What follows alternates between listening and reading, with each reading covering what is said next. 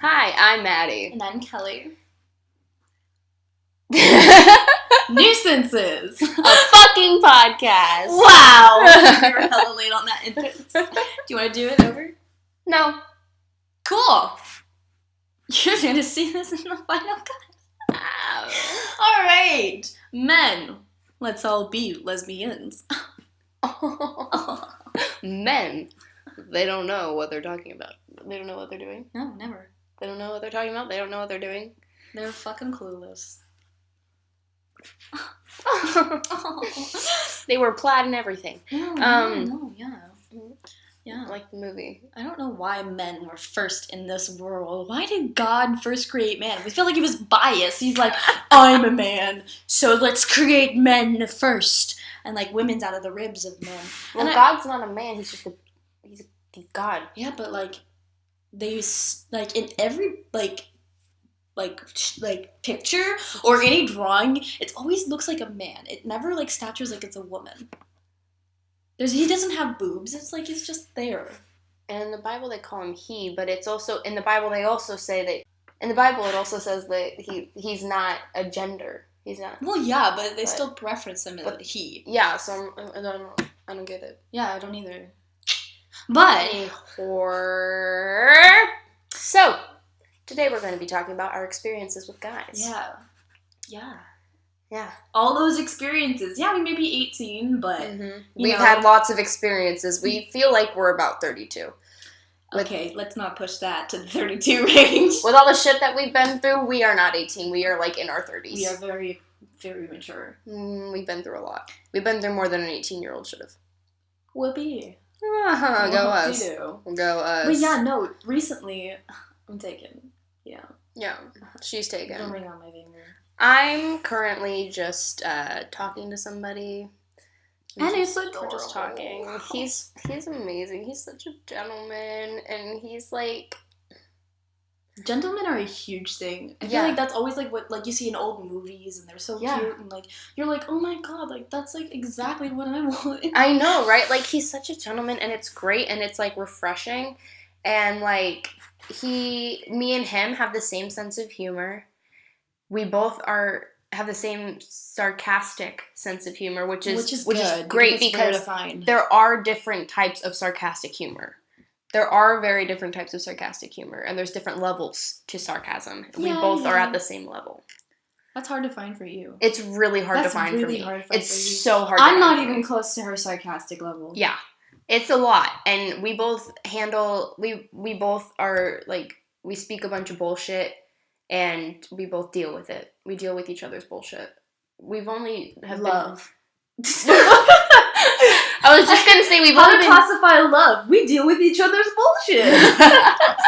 That's love, ladies and gentlemen. I was just gonna say we've only been talking for like maybe a week, not even a week, maybe. It's fresh. It's new. It's new love right now. But I feel like I've been talking to him for a long ass time. Yeah, I feel like I've known him for a long ass time. Yeah. It's great. Yeah. I'm dating someone for 2.5 years.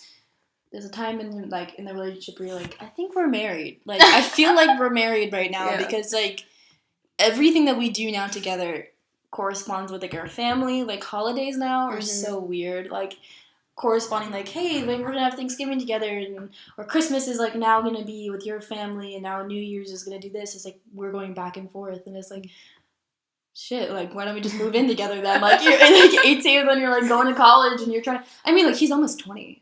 He's 20 in December. Next month. Well, the guy I'm talking to is 22. He just turned 22. That's so weird.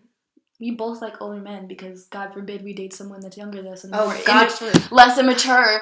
I swear to God. God for fucking bed that I date somebody who is my age. Well, it's hard because a lot of people that are our age are just whack, are just crazy and insane. Like 18-year-olds are just... It's really hard to find an old soul. Like, we're both pretty much old souls. Yeah. Like, we want to, like, at least be mature than all. We're old souls, but we have childlike... We're childlike. We're, like, we do childlike things. We like to be fun. We don't like to be... We still have childlike qualities, but we're also old souls.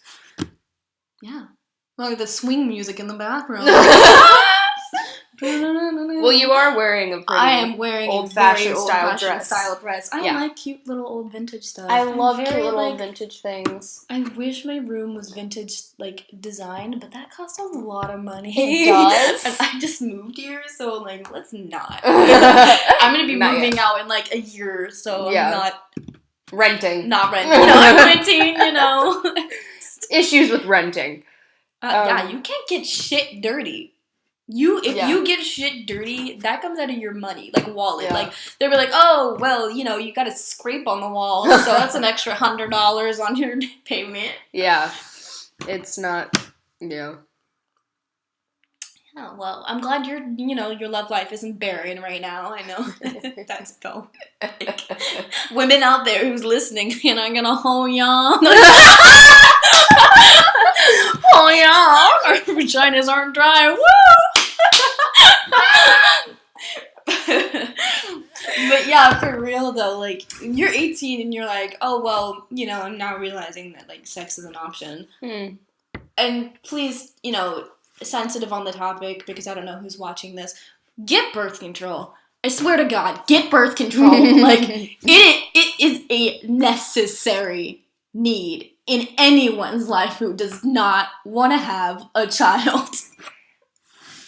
Going off that, I'm not on birth control. And I don't want kids ever. That's why I'm screaming at her into the mic to inscrute the importance of having you need birth control. Listen, I was on birth control for many years. I was on birth control since I was 15. Was that like periods or was that? It was because of periods, but also my first boyfriend. Oh, yeah. So.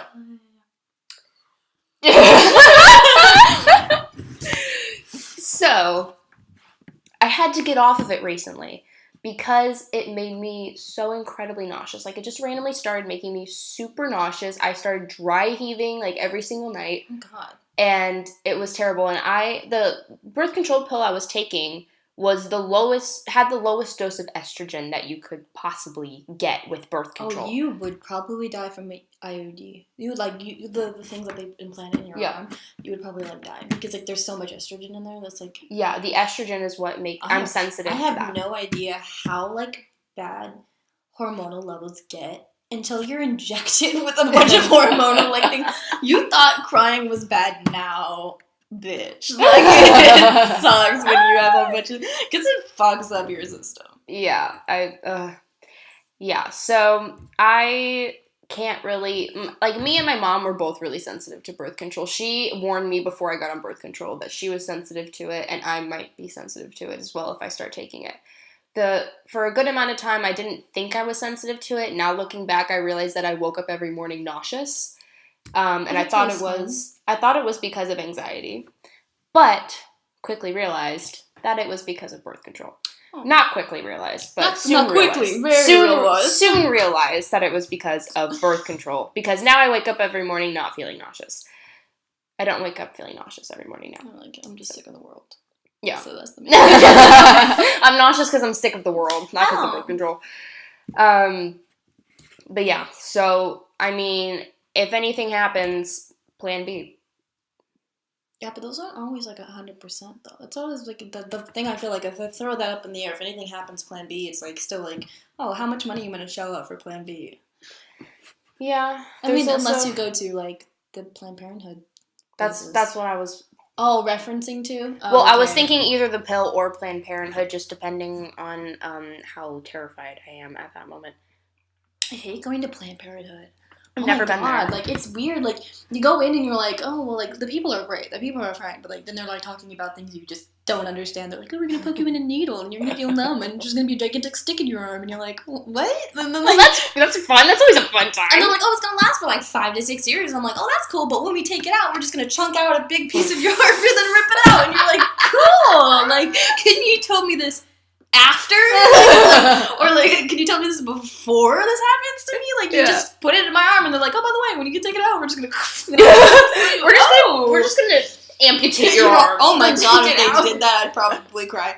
But no, there's also like a thing where like, I don't know, not like a cup, but it's like a wire thing that goes into your vagina, and I'm thinking to myself like, and they're like telling me all the symptoms, and then they're like, oh, by the way, if you have sex, it might get loose, and it might come out, and then you might bleed internally, and I'm like, whoa, like, so cool, like, that's exactly what I want. Do you want birth control or do you want to die? Take the birth control in your arm is a lot better than taking it in your vagina. I'm like, holy shit, like, what the... That is not...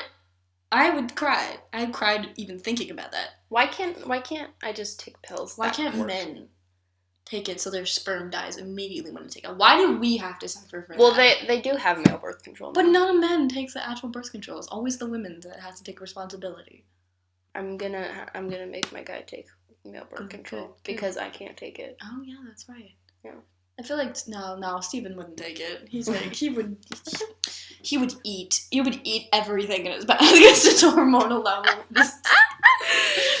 So is there anything else you want to talk about before we get into our story times? I don't know, not really. I feel like that's like the main issue when it comes to like 18-year-olds. Mm-hmm. Even younger than us. Oh my god, my 10-year-old cousin's now starting to sexualize herself, and I literally want to like she just turned 10 and she's starting to wear like crop tops and like well, that was me at 10, to be honest. Okay, but you were like not a hoe at 10. Listen, I was a hoe, but at I 10? Yes, I have always been a hoe. Let me suck that dick at 10 years old. No, I've always been guy crazy. I am Tina. I have always been guy crazy. Okay, but there's like a different level of guy crazy into like she is just like, I don't even know how to like answer this question. Like she's wearing heavy makeup. She has like a new boyfriend every 2 weeks, and then she's talking about like sex, and she's talking about all these different. She has so many different social media accounts where she's cussing, and like I just like I'm shocked. I'm like just I'm significantly shocked. Like this is like ridiculous. Like she's 10 years old and she has all these social media. She blocked me because I reported her mother. I told her mother, but her mother's in on it. Isn't that that doesn't make any sense? That doesn't make any sense, right?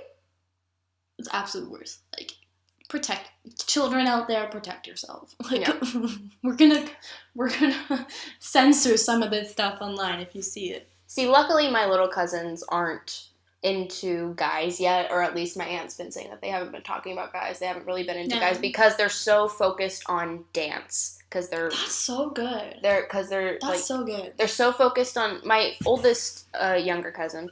She's focused on dance and school and friends, and that's it. That's so good. Yeah. The only issue that we've had with her so far is that she has been like begging her mom for an Instagram, and her mom said no, and then she went behind her back and did it on her friend's phone. Yeah, that's how everyone could. But I was like, I mean, I've done stuff like that before. Like that's kind of like how kids are with their parents. It's just a rebellion thing. It's just a rebellious thing. It's not anything like crazy like how your freaking cousin is. Yeah, they're not anything crazy like that. They're not really like they're not boy crazy. I wasn't boy crazy. I wasn't even boy crazy. I just started liking boys when I was like 13. I was like not really interested in I started liking boys right when I came out of the fucking womb. Like I like boys? Yeah. Hey doctor, are you a guy? I don't know what it is, but I just am guy crazy, and I don't know what it is. Maybe it's their butts. I don't know. I just really like butts. That big ass, that voluptuous. You're just sitting there like, damn, I want a piece of that. No, any butt. I just love butts. Butts are great. I mean, there's no argument there. Yeah, the only part that I don't like about butts is that like people that don't use wipes to wipe their butt, like you can't fully get that clean with a fucking tissue. Like, come on. Yeah.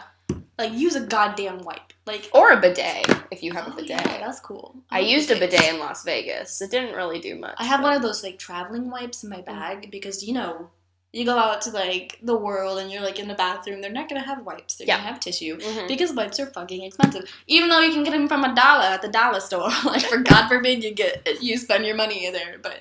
Also with tissue, like there could be residue from the tissue still on. But it's gross. It's like, and the wipe, like if you tissue and then wipe, then the wipe gets all that away. Yeah. It's gross. So gross. Like you're just like, oh yeah. The only calling me. 2 missed calls. I think this is our DoorDash. Didn't even say fucking bye. What the fuck? Anyway, when that happens, back to butts. The one thing I don't like about butts are the holes. That's it. I like cheeks. I just wish you could sew it up. Well, no. That hole right there. Get a plastic surgery. I won't date you unless you fill up that hole. She fill up that hole. That's what she said. Oh my god. Girl, nothing can go in that hole. That's what she said. Anywho. Whore. I ain't no whore. I am. Hopefully your girl or your boyfriend doesn't hear that. What boyfriend? A guy that you talk to. I'm talking to him. He's not my boyfriend. Oh my god. My My girl, my girl, my girl in Clementine. Yeehaw! Random carol boy, literally. Okay. The whole is random carol boy. So, Maddie, tell me about your first experience. My first experience? Don't look at me like that. Okay, tell me your first experience. Well. Well. I fucking missed. Fucking well. She's hitting me profusely. Profusely? Shut up. Fucking podcast. Okay. Stop looking at me like that. So. I almost grabbed the mic to drink it. My first experience. I had a boyfriend from preschool up until I want to say first grade, maybe it was just preschool, kindergarten. But yeah, we would have like play dates on the playground and like play in the sandboxes. His name was Justin. He and I was best friends with his twin sister Shannon. So there's that. We were all blonde. Yeah, she's not a natural blonde. I am a natural. I mean, she's a natural blonde. I am a natural blonde. Her soul is just many colors. But my brain still works like a stereotypical blonde. And that's okay. It's not. It's okay. It's really not. But yeah, that was that. And then there was also, I think from first grade up until second grade, like after Justin, I went to this guy named Chris. You might know him. I don't know. Well, no, he left before you got there. Oh. Do you know? Yeah, I know. We were basically like dating up until second grade. He was a very interesting person. Yeah. Believe me, I know. Believe me, I know. He was also blonde. Yes, and glasses and right? I don't think he had glasses. His brother had glasses. Oh yeah. But my cousin said, if he's your boyfriend, I dare you to break up with him right now. Oh my. So while we were in line to go back to the class, I was in the towards the back of the line. He was towards the front of the line, and I yelled, "Chris, I'm breaking up with you." And he looked back at me. And he was like, "Okay." Okay. Chris. He looked at me like, "What are you talking about?" But he was just like, "Okay." He's like, "Cool, I guess." Maybe it was just me that thought we were dating.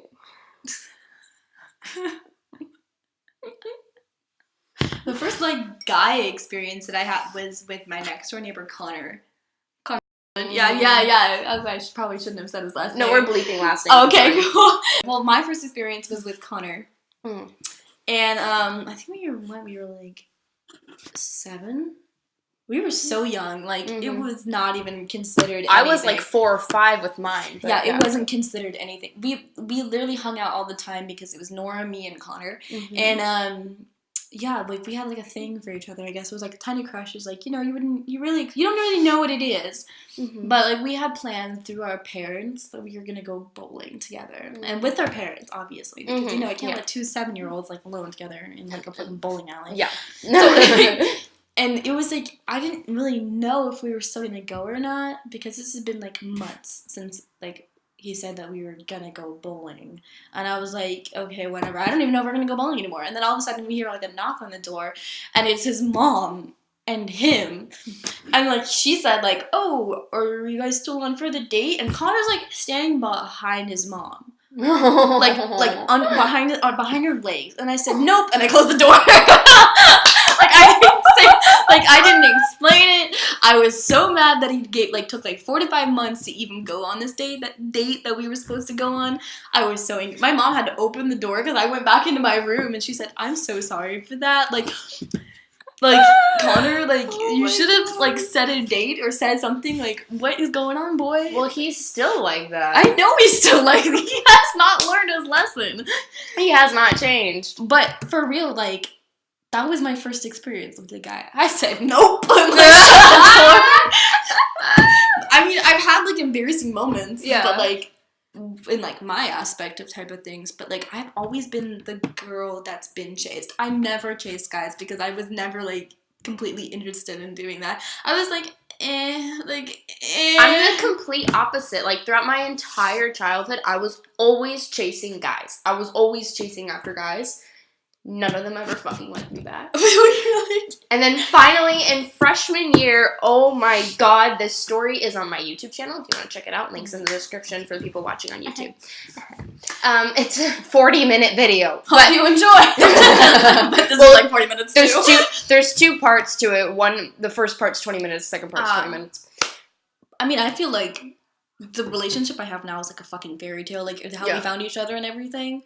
And then, I never chased him. We kind of just happened. It wasn't any, him chasing me, I chased him. It was kind of just we clicked and sparks and when, But,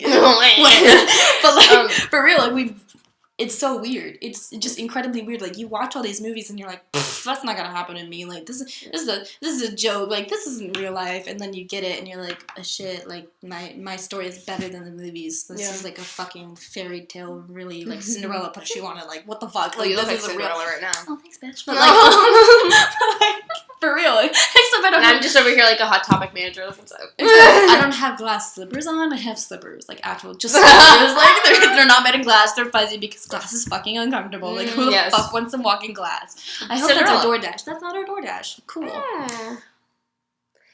But yeah. So I was always chasing guys, and then the guys that liked me never chased me because they were too awkward to say that they liked me or to do anything about. But that's me. That's every guy. It's so hard to you have to. No, but I never felt like I was being chased. It was always they just randomly one day were like, I like you, and I'm like, I know. I know. I can tell when someone likes me. I can tell when a guy likes me, but he wasn't chasing me. Oh my god, I can't tell if a guy likes me. It's so easy. I'm so oblivious. I am not focused on guys. I'm so aware. I am so aware of everything. I'm aware of everything, but when it comes to guys, I'm not aware because I just don't give a fuck. There's no point in I just don't care. When I was dating Steven, when I am dating Steven. I mean, in the beginning. Earlier in the relationship, there was this guy that had, a huge crush on me, and I was totally fucking oblivious to it. I was so I love Steven, but, for real, he was following me everywhere. He was, sending me, cute texts that I didn't even look at them. I was, delete because I don't care. I told you, I never texted any other guy in the beginning of the relationship, except my gay ones, because I love them. But, oh my god. Yeah, so I've never had, a fairy tale relationship. And I've also met... Oh, I remember. We were talking about how guys never chase me. I always chase them. Oh, yeah. Yeah. But I do get chased by guys online a lot. Because I'm an avid dating app user. And I have been since I was 12. What? Yeah. 12? Yeah, 12. Because Tinder didn't have the age restriction until a few years ago. That's insane. Yeah. But kind of cool. I know, right? Boss ass bitch, right here. Boss ass bitch. I have a lot of Tinder experiences, but I've also met a lot of cool people from dating apps. I've only dated 2 people from a dating app so far, but like I have a lot of guy friends because of these dating apps, and I've just met a lot of really cool people because of these dating apps. So, I mean, when I'm single, I like to go on the dating apps just to see what the hell's gonna happen. Because I always know every single time I go on a dating app, I am going to get a guy who I connect with, whether that be friendship-wise or, like, relationship, romantic-wise. So I always know that I'm gonna, like, meet a friend on there, and then, like, there are just gonna be other guys, like... willy-nilly. Yeah, willy-nilly, that I can just, like, talk to, or just, like... Yeah. Whatever. So yeah, I love dating apps, honestly. Like, I've never had a really bad experience with dating apps, thank God. But I'm also just a very cautious person. So. Well, that's good. Yeah. Like, if I were to, like, I've met people from dating apps. Obviously, I've had boyfriends from dating apps. So, like, I met them, but before I met them in person, I FaceTimed them, like, multiple times to make sure that they weren't, like, to, like, get their vibes, to feel their vibes, to make sure they weren't gonna kill me. Like, just, you know. Yeah. To feel if they were rapists or not. Anyway. To feel that you know that feeling's there. But apparently it didn't work with this one guy because my most recent ex sexually assaulted me. And I didn't realize it until a few months after we had broken up. He also attempted to commit suicide in front of me by swallowing a handful of melatonin pills. But he also, before that, had crushed up a bunch of his dad's pills because his dad has cancer. He crushed up a bunch of his dad's pills and attempted to swallow those. But I think his grandma stopped him before he could even get them in his mouth. Like, while he was crushing them, his grandma stopped him. So they didn't put him in any suicide hotline areas or no hospitals like that after that happened? After he attempted suicide, cut himself in front of me over FaceTime, put a shard of glass up to his neck in front of me over FaceTime. He did end up going to a mental hospital after that for, I want to say, like, 3 to 6 months, somewhere between 3 to 6 months. Yeah, those are the most difficult times, especially, like, you know, some of them just last for a week, but if you're that mentally unstable and that could come, they will keep you for probably a month or 2. Yeah. Which is insane. Can't even imagine being in that place for a month or 2. Yeah, he was not okay. And then he texted me a few months after all that had happened, like somewhere in like February or March. And he just updated me on life, how his life is going. Oh, that's good. And then he ended it with, "I still love you." Oh, God. So, and I'm like, okay, this conversation's over. So I just stopped texting him. But yeah, we only talked that one time, and then it's been a year now, so. Oh, yeah. But yeah, there's still so much blurriness to it. Like, I can't remember a lot of things. I can't remember a lot of things that have happened in that relationship or in that time span. Like, I don't know. It's too difficult. Yeah, because of all the traumatic incidences that have happened during that time, everything from that time and before I can't remember, or have trouble remembering, or, like, you know, it's just kind of blurry. I don't really have any vivid memories of things. I feel like that's just so traumatic. Because your brain's like, I don't want to remember this. Yeah, exactly. But now I'm getting, like, flashbacks. Just now, I'm starting to get flashbacks of that incident, so. Well, yeah, I mean, that's crazy. I can't even imagine and picture that in my head. Yeah, and my one friend said that he knows a girl who went through the same thing I did, but she watched her boyfriend do it in person. Oh, yeah. But I'm like, but it's worse to be seeing it over FaceTime because there's literally nothing you can do. Yeah. It's like your words are Yeah. In person, you can, like, do so much more than just talking. Yeah. Like, through a fucking screen. Like, it's... Yeah. That makes sense. It's a lot harder. For future love life, though, glad like it's getting better.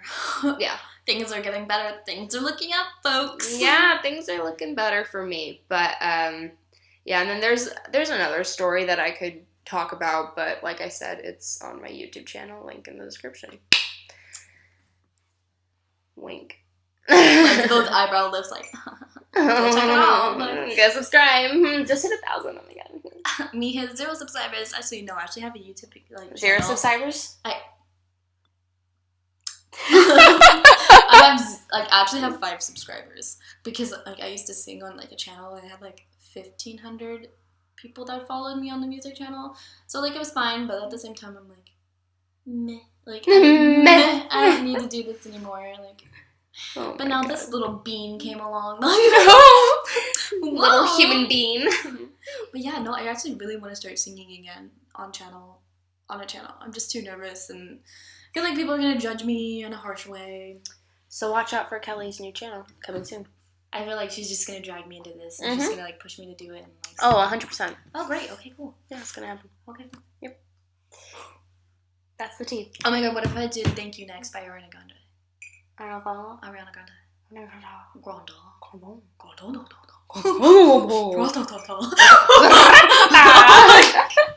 Okay, guys, so that's pretty much all we have for this podcast. Stay tuned for more podcasts. I swear, this is like our second one, and I feel like we're doing much better. Yeah. Feeling much better. You feel more comfortable? I feel way more comfortable. Yeah. Alright, so this has been Nuisances with Maddie and Kelly. Have a great fucking fantastic life. And this has been a fucking podcast, in case you couldn't tell.